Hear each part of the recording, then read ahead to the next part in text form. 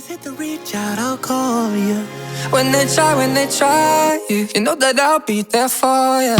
So take a deep breath, drink water. You know that these streets just now calm down. Take a deep breath, drink water. You know that these streets just now calm down. Oh, calm down, oh, calm down. Whenever you feel like you might drown, oh, calm down, oh, calm down. You know that these streets just loud. Oh, still hot.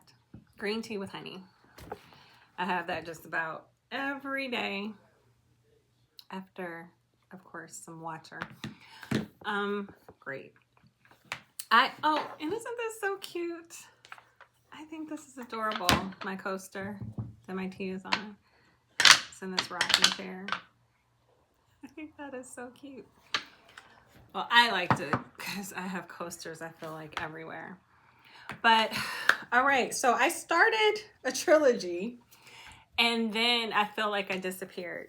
Even though I didn't necessarily disappear, it's just there was so much happening in January and even February. It's just been nonstop. And I feel like when you are feeling smushed, it's a good idea to come to YouTube and come to this creative space and have, you know, use it as an outlet.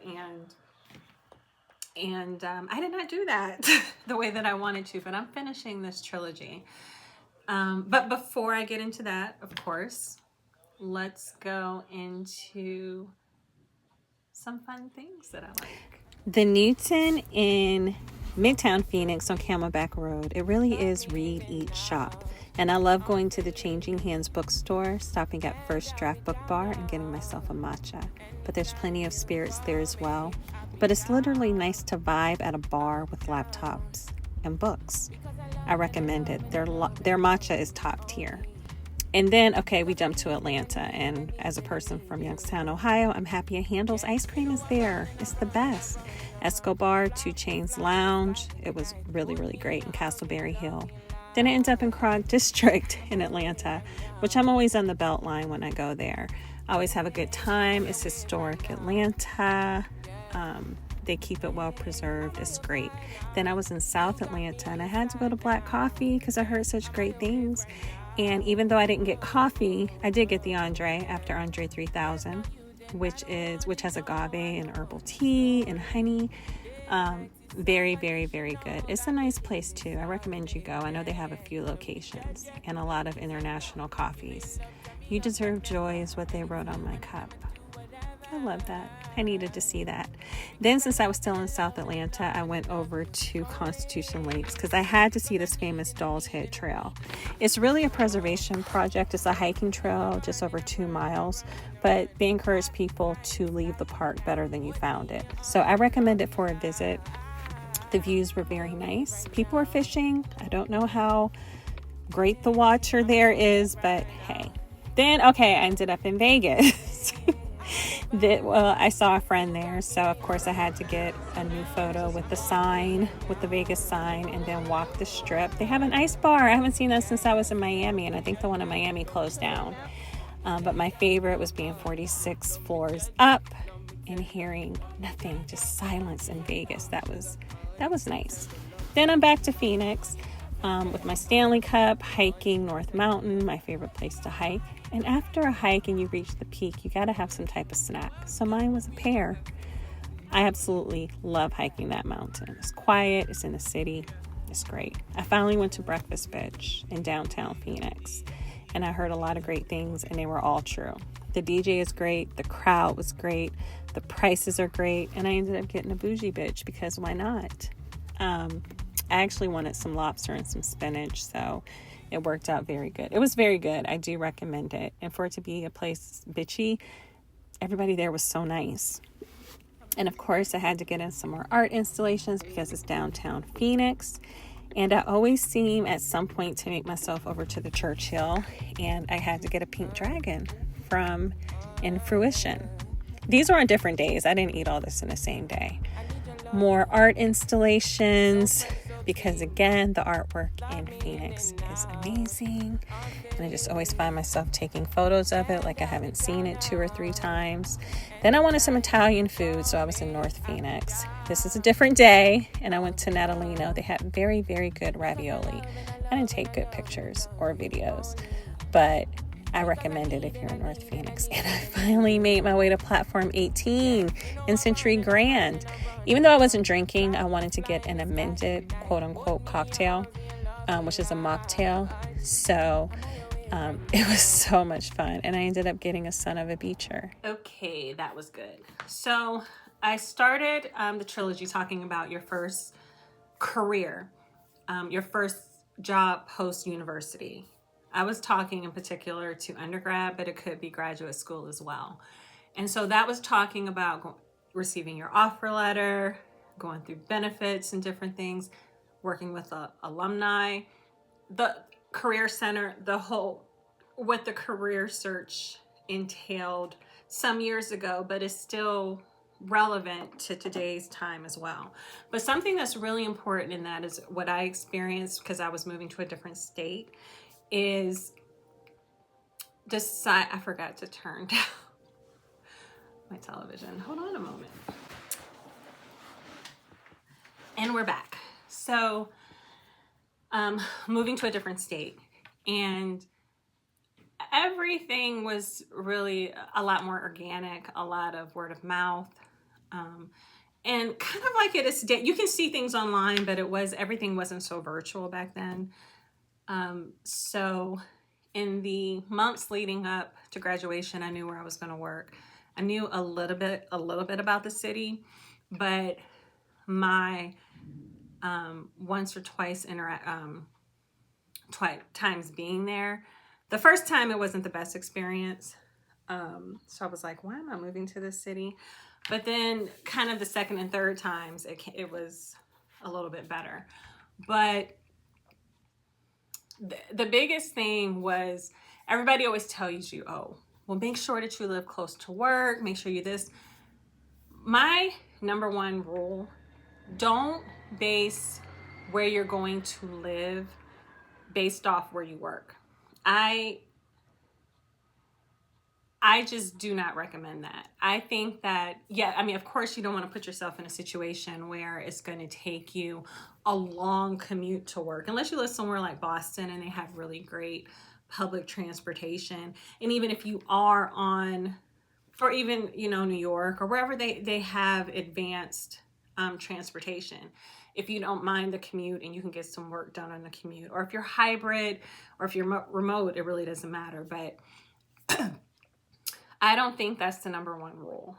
I think the first rule is, of course, affordability. So if you can comfortably afford to live in a $1,500 a month apartment, that's great. But maybe look at something that's a little bit less than that so that you can save more, you can do more, you can have more of a nest egg.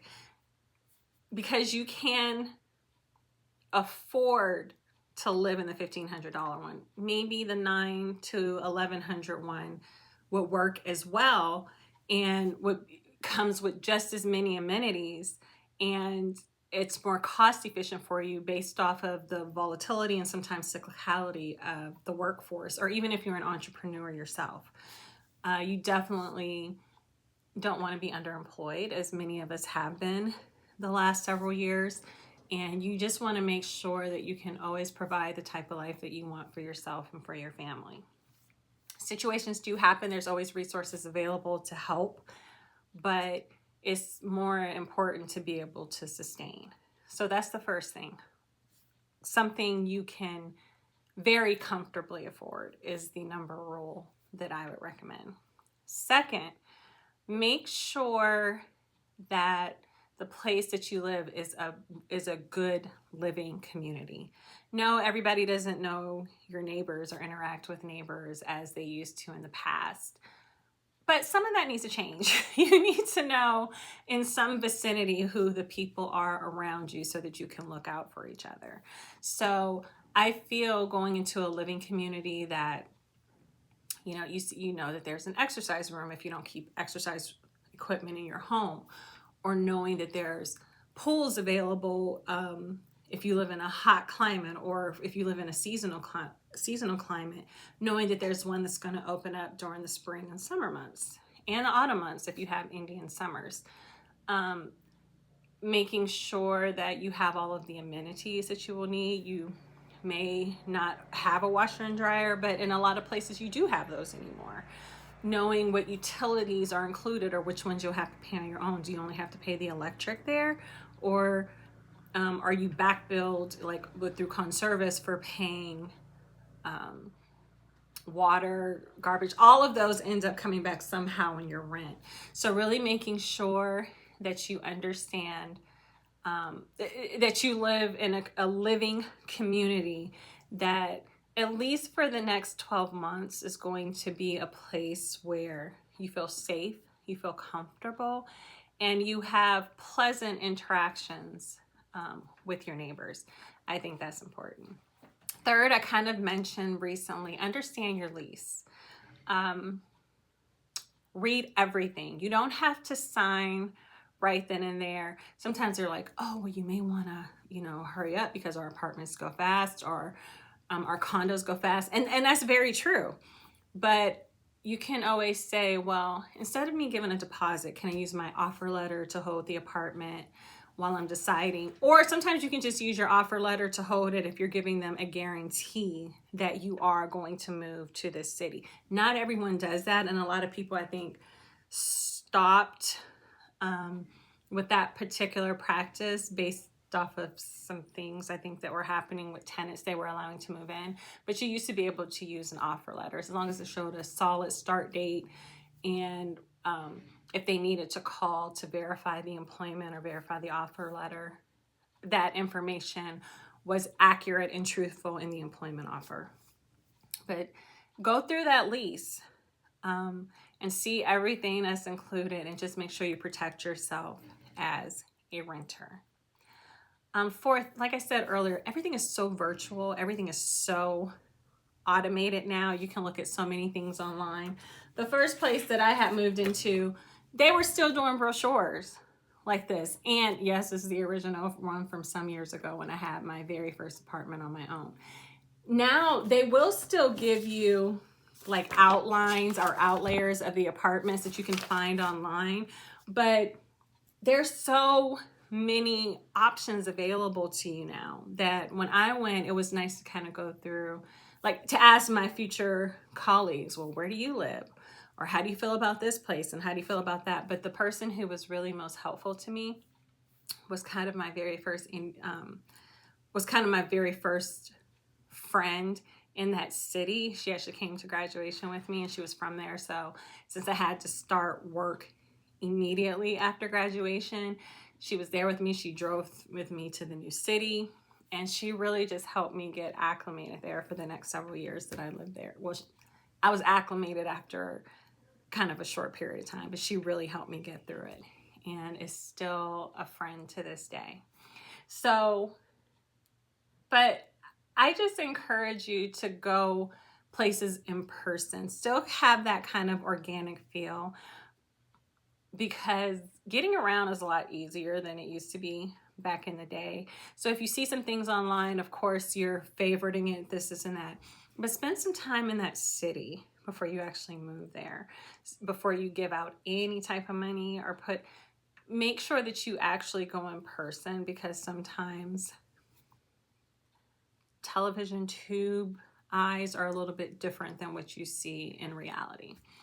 But again, out of those 4 points, affordability will always be important. There's what I said you may be able to afford, but also, you know, real life happens and things change. So something that can save you $300 plus a month to help build up your nest egg, I think is really important. And though I don't say that you necessarily need to live close to work, make sure that your commute's not going to be too difficult on you. I'm saying if it's maybe 15 to 25 minutes to get here, but maybe if you're in this place, it might take 30, 35 minutes. and you're saving a significant amount of money and it's more of the community you like, I say that's what you go for.